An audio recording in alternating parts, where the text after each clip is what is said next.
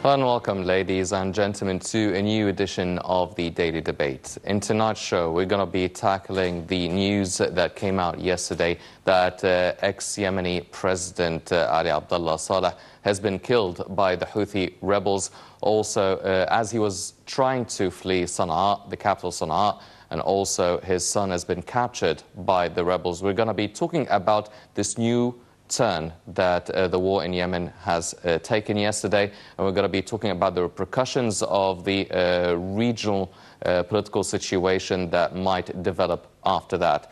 And joining us here in the studio to shed more light on this issue is Dr. Muhammad Abdul Halim, the political analyst. We're also joined by Dr. Cherif Amir, the professor of geopolitical science at the University of Paris. Gentlemen, thank you very much for joining us this evening. Ladies and gentlemen, before we start our discussion, let's check out this report regarding the killing of ex-President Ali Abdallah Saleh and his son being captured by the rebels, and we'll be right back.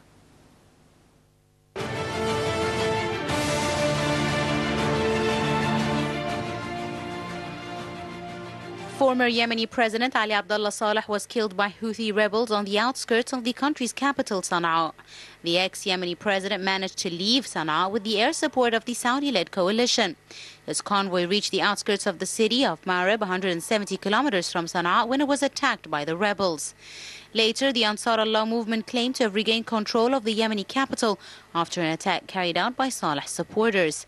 The Houthi-controlled Interior Ministry issued a statement saying there was a plot to ignite feuds in Sana'a and that the crisis had been brought to an end by the killing of the leader of the plotters, meaning Saleh was trying to leave the city. Saleh's death was announced by the rebels, whilst two of his associates and a third official from the government of Yemen's internationally recognized President Abdurrabbu Mansour Hadi confirmed the killing. Meanwhile, Saleh's residence was blown up and his son Khalid was injured and captured by the Houthi rebels from the Ansar Allah movement. Earlier, violent clashes were reported on the southern outskirts of the Yemeni capital, where the former president's house is located. Clashes between Saleh's supporters and Houthis involving large-caliber machine guns, grenade launchers and artillery guns have been ongoing in Sana'a since Wednesday. Around 250 people from both sides are reported to have been killed. Snipers took over rooftops and residential areas, tanks deployed and militiamen set up checkpoints across the Yemeni capital. Days of bombings and heavy gunfire have underscored the unraveling of the already fragile alliance between Saleh and the Houthis. The two sides joined ranks 3 years ago and swept across the capital.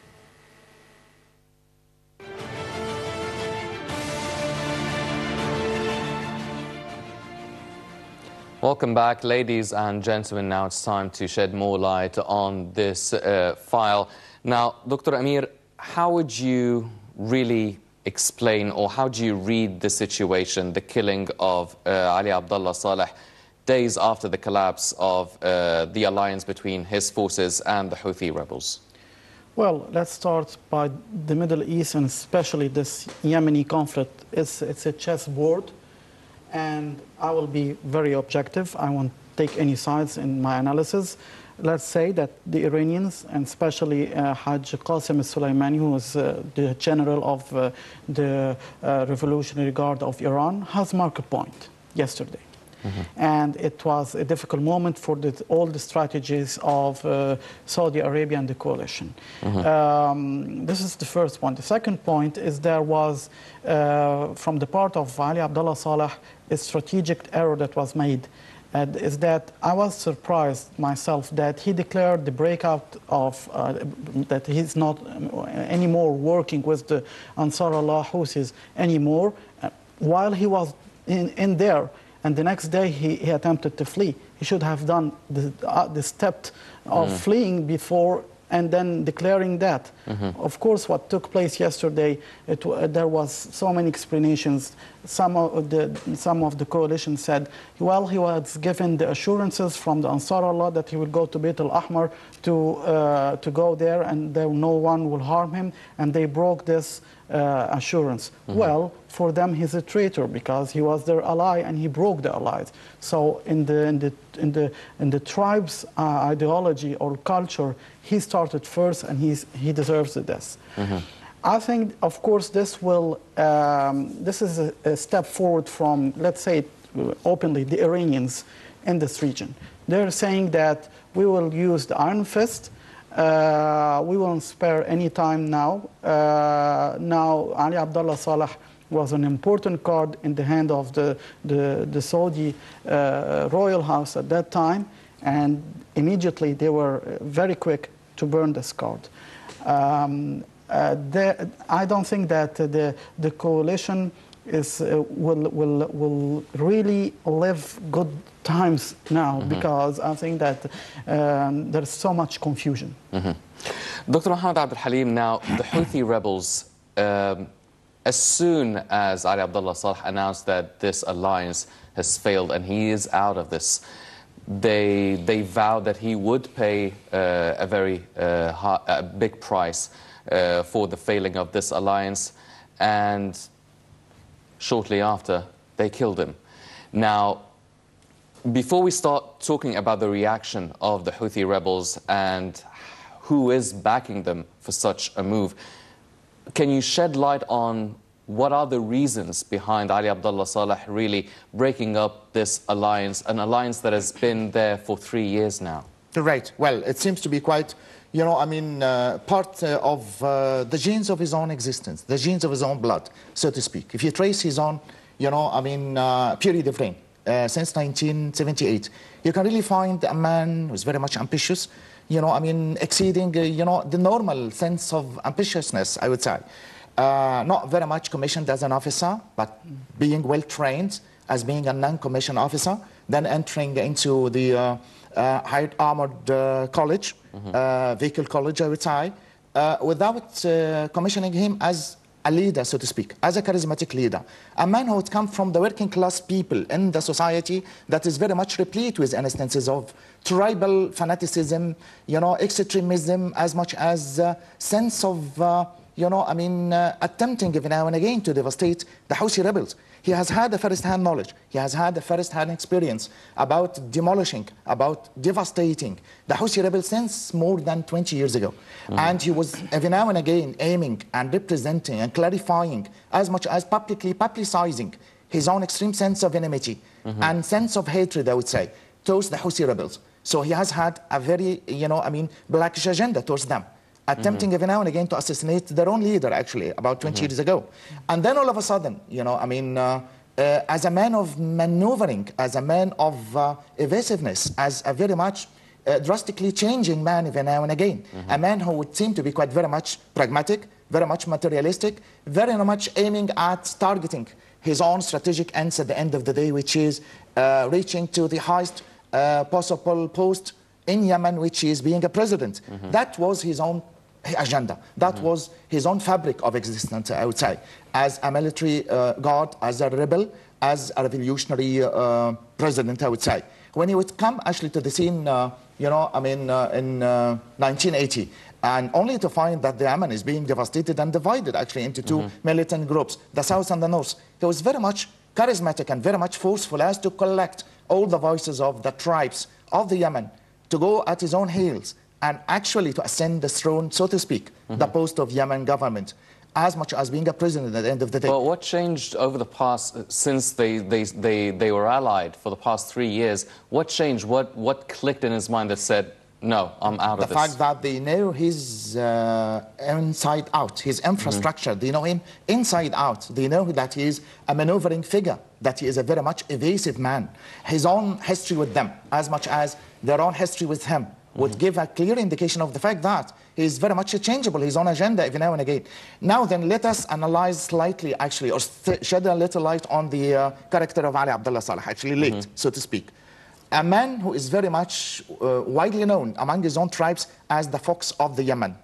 That is in the first instance. Second, the fact that he was very much maneuvering with his own enemies and very much reacting and very much, you know, I mean, rejecting his own friends. So two contrasts and two antitheses would come together with the view of achieving his own final materialistic and pragmatic end at the end of the day. When he would come actually to the scene of Yemen about 20 years ago, he did find that the whole area and the map of the road of Yemen is being devastated among three, you know, groups: the militant of the Houthi rebels, I would say, then the southern people, and then the Qada, or the peace group. amazingly enough, and very much astonishingly actually, he would demolish all of them together with the view of reaching to the Yemeni post as a presidential authority. Then all of a sudden, actually, he would declare his own, mutual identification, I would say, with the Houthi rebels, with the view of reaching to the highest achievement that you can really get. Then all of a sudden, actually, with his own phone call, secret one, with Mohsen al-Ahmar, that is the leader of the Yemeni forces.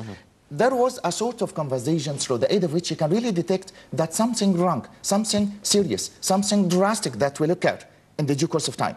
At one respect, the fact that Ali Abdallah Saleh would seem to be quite, introducing feelings of guilt and remorse about his own previous history, about his own coalition, about his own unification, about his own, sense of unity with the Houthi rebels, and trying to go to the coalition, to the leadership as represented by Saudi Arabia. Then all of a sudden, actually, Mohsen al-Ahmar, the leader of the Yemeni armed forces, told him just one final word that seems to be quite the key episode to the final situation of the drastic, departure of this life, which is, it's too late. You would have to pay for it. And actually, the price that is to be paid was very much dear. The fact that he paid it actually with his own life, shortly, a couple of hours. Yes. Yeah. Well, Dr. Amir, if he decided to actually get out of this alliance, this coalition, what was his plan B? What was the next step that was there a next step? Was there another plan B that he had in mind? Or was it just an act of desperation that he needs to quit this and maybe he really did announce it before leaving and he should have left before announcing it? Do you think that he actually had a plan? Do you think that maybe another country was really supporting his decision of breaking up this alliance? Well, I will take from his own words when he said government Gavin is dancing on the heads of serpents, of vipers, or snakes. And no, I think that he got the sense from both sides, the Iranians and the Saudis, that Saudi Arabia needed desperately now a breakthrough in this war that started from March 2015, I think. And he needed they needed really someone to accelerate the events there in their favor.